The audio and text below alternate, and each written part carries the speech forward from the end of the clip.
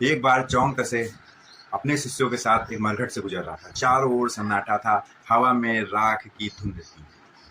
जीवन की नश्वरता सब तरफ दिखाई दे रही थी।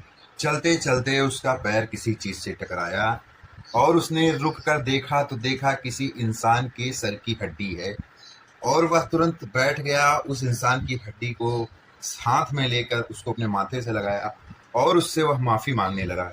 मैं नहीं जानता था कि आप भी यहाँ पे पड़े हैं, मुझसे बहुत बड़ी गलती हो गई, मुझसे क्षमा कर दो। यह देख के उनके शिष्य हैरान हो गए और उन्होंने कहा, हे गुरुदेव, ये आप क्या करते हैं? यह एक मरे हुए इंसान के सर की हड्डी है, इससे आप क्यों माफ़ी मांग रहे हैं?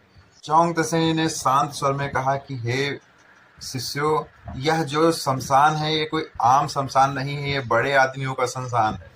यहाँ बड़े लोग जो सेठ और महाराजा महाराजा है उस टाइप के लोग यहाँ फूके जाते हैं। तो ये उन्हीं की कोई हड्डी है और उन्होंने जीते जी अपनी चीज़ों को बहुत वैल्यू दी। अगर उनके सर पे आज मेरा पैर लग जाता तो आज तो मेरी गर्दन ही कट जाती इसके परिणाम में। इसलिए मैं इनसे माफ़ी मांग रहा हूँ कि चौंक से उस हड्डी को उठाकर अपने साथ अपने आश्रम ले आया और हर रोज सुबह उठकर उस हड्डी से माफ़ी मांगने। शिष्य देख देख के हैरान होने लगे कि ये गुरुजी क्या कर रहे हैं। और एक दिन शिष्यों ने पूछा कि हे गुरुदेव, ये आप क्या कर रहे हैं? ये मृत हड्डी है, इससे आप डेली डेली क्यों माफ़ी मांग रहे हैं? चौंक ने बहुत ही शांत स्वर में कहा कि मैं इससे नहीं, अपने अहंकार से माफ़ी मांग रहा हूँ। और ये हड्डी है जो मेरे पैर से टकराई है, मैं इससे माफ़ी भी मांग रहा हूँ।